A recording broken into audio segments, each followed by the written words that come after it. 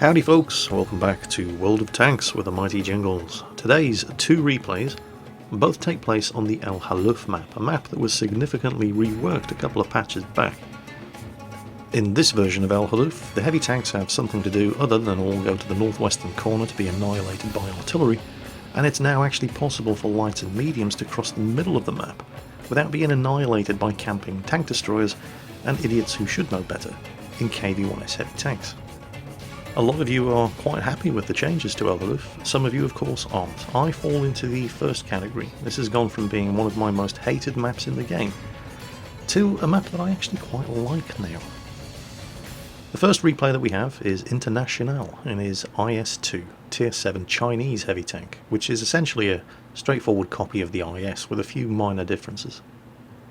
The Chinese copy is slightly faster than the Russian tank upon which it was based, but the armour isn't quite as good. In all other respects, they're pretty much the same machine. International here finds himself in a Tier 8 game in his IS-2, which is pretty standard matchmaking for a Tier 7 heavy tank. He's not top tier, but he's not bottom tier either. He's in a 3-man tank platoon with 2 other members of the Cirque clan, Little Brother also in an IS-2, and Nikas-2012 in the Russian premium Tier 7 tank destroyer, the Su-122-44. So they pretty much all have the same gun, although the Su-122-44 fires significantly faster than either of the IS-2s. Majority of the team are heading for the top northwest corner of the map. This traditionally was the place where all the heavy tanks went to get hit by artillery as they camped the corner, and you still do find that this is the area where most of the heavy tanks end up, but there's a lot more options here now. There's places to hide from artillery, there's open ground around here where medium tanks have opportunities to do some outflanking. Something that T-44 at the front clearly hasn't figured out by now. But the heavies are here. So they have an IS-3, the 2 IS-2s. There's a Centurion here with them. Probably doesn't want to be sticking his nose out on that corner though, if the T-44's experience is anything to go by.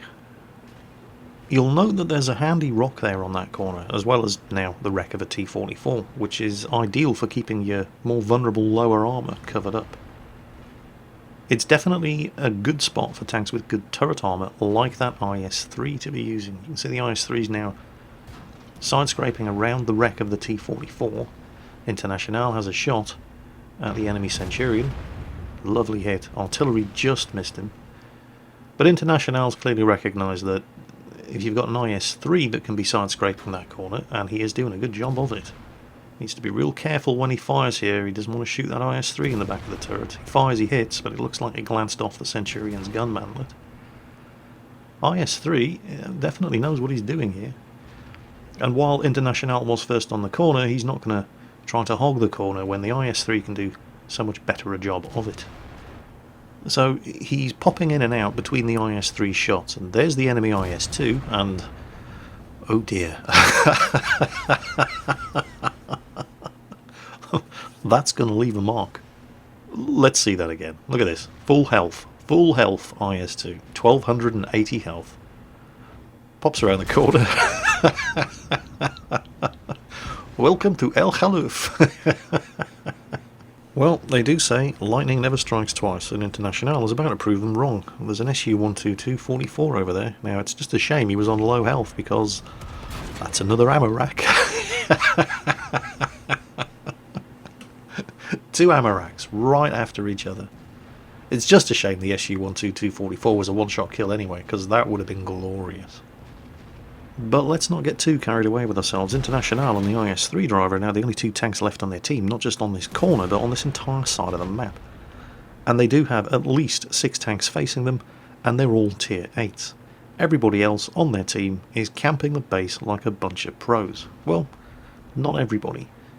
The platoon is down to 2 tanks. They've lost Little Brother in the other IS-2, but Nikas-2012 in the Su-122-44 is coming over here to help as fast as he can, and the artillery in the Hummel also has his eye on the ball. T-69 starts firing fruitlessly into heavily angled side armour, and artillery punches his ticket for him. With the IS-3 still dug in on the corner behind him, and this Lurven now suddenly distracted by the appearance of Nikas 2012 and the Su-122-44, That gives International the opportunity, now that he's been immobilised with his tracks blown off, to pop round the corner, plant one into his side armour and finish him off. And suddenly it's not looking quite so one-sided over here. It's gone from 2v6 to 3v4. IS-3 is still fighting the corner against that Super Pershing over there. Just a Carnarvon left, artillery fired and missed again, fired at the spot where International was, not where he is. That looks like a shot from the Hummel, which just missed the Carnarvon. International takes a very, very dodgy shot at the Carnarvon's turret front there and misses. Unsurprising. Carnarvon taking fire from Nykus in the Su-122-44. International pops out, not fully aimed, lucky to hit and penetrate there. Did substantial damage to the Carnarvon. Good damage roll, not enough to finish him off. They've just lost another tank elsewhere. Artillery fires and misses again. He takes a hit from the Carnarvon, but it only blows his tracks off, and then some fantastic supporting fire from the guy in the Hummel. Knew exactly where to shoot, when to shoot, and what to shoot at. Now it's just the Super Pershing left on this corner. They've done it. They've really turned the tables on the enemy team here. And it was down to some fantastic supporting fire from the artillery. The Hummel driver really doing a good job. Nykus 2012 in the Su-122-44 turning up at exactly the right time in exactly the right place. And things are pretty much over for this Super Pershing. There's no way he's getting out of this alive. The rest of the base campers in the team have finally gotten their arses into gear and have moved forward. There's an IS-6 down there by the mouth of the river. He's just spotted the enemy T-28 prototype, probably by getting shot at. Let's be honest here. The view range of the IS-6 is not fantastic, but he's made it into cover and he's in a position to start moving up that switchback road down in the southern end of the map. So they're now coming at the remainder of the enemy team from two sides, but they do have some very, very dangerous machines. The enemy team have, as well as the T-28 prototype and the artillery, they have a T-34 who is right on top. If you have a look at the map, just under the friendly base, he managed to get all the way over there. There he is. No idea how the IS-6 managed to get down to the south. The T-34 managed to get up there without them spotting each other, but there he is. International thinks about going for the T-34, but decides better of it. He's going to stick together with Nykus 2012, and they're going to go hunting artillery and the T-28 prototype. The IS-3 driver on the team, on the other hand, he's moving himself into position. Look at this shot. Look at where the IS-3 is. Look where the T-34 is. He practically has to fire across the whole map, and bang, there you go, got him. T-34 dealt with, and they're now closing in on the last reported position of the T-28 prototype. It looks like Nykus 2012 is going to spot him first. There he is. Nykus plants one into him, and the T-28 prototype appears to have just quit the battle. His gun isn't even pointing in the general direction of the enemy team. Artillery finishes him off, not before Nykus could land two shots into him with that rapid firing 122mm gun on the Su-122-44, and now it's just a question of finding and killing the artillery. If the artillery was going to suicide, he would probably have done it by now. So, hunting down a cornered... I mean, there's only one place the guy can possibly be. He's got to be over this ridge. But he's going to be loaded, and he's going to be waiting. Go on, you first. Hell no, you're the curious one. There he is. He takes a shot and he misses. Well, at least he went down fighting. Good for him. So, if anybody was wondering what it takes to get ace tanker in the IS-2, there you go. All you need to do is around about 4,200 damage to tanks that are almost all a tier higher than you, and have some fantastic support from the rest of your team. Easy! So, from a tier 7 tank platoon in a tier 8 game to a very strong triple tier 10 tank platoon, obviously in a tier 10 game, also on El Halluf. This is Sir Marcus in the E100. He's platooned up with another E100 and a mouse, so they're all the German tier 10 heavy tanks. The other E100 he's platooned up with, however, is using the 128mm gun, not the 150mm gun. And it's probably not through choice. He's probably just not upgraded his E100 yet.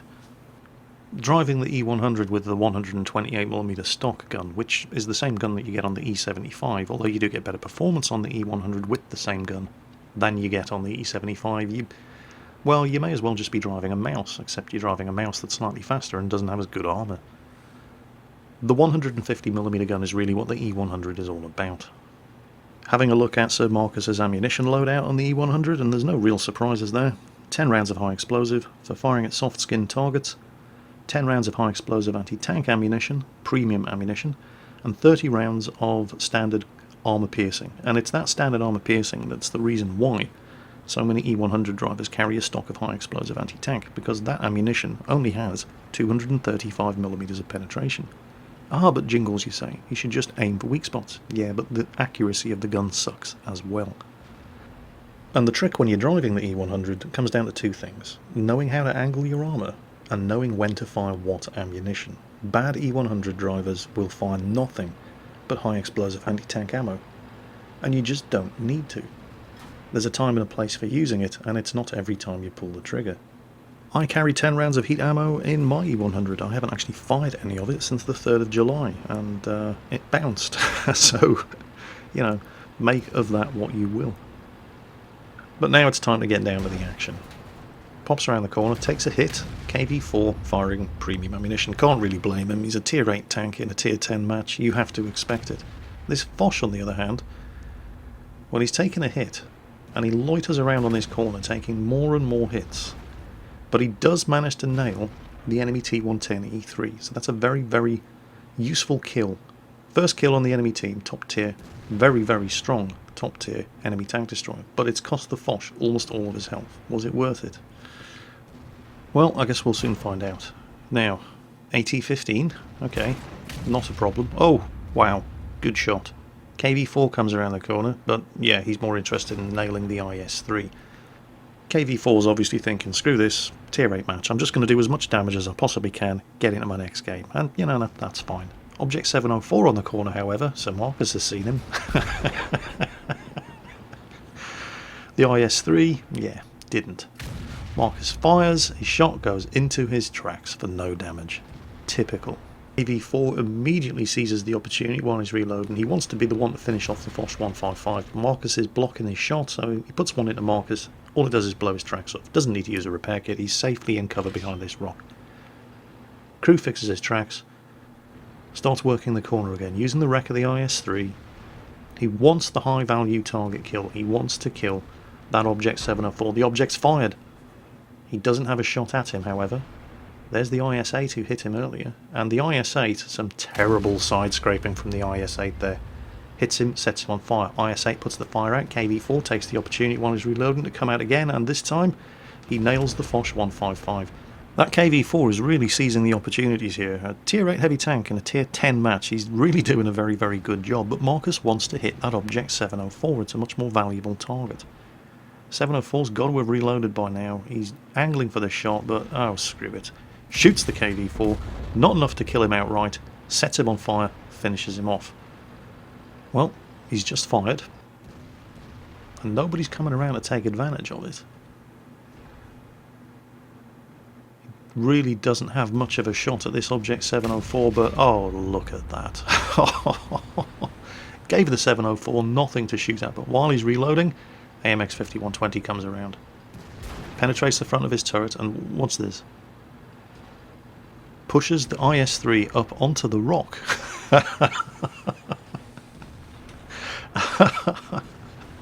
Yeah, shoot me now, you son of a bitch.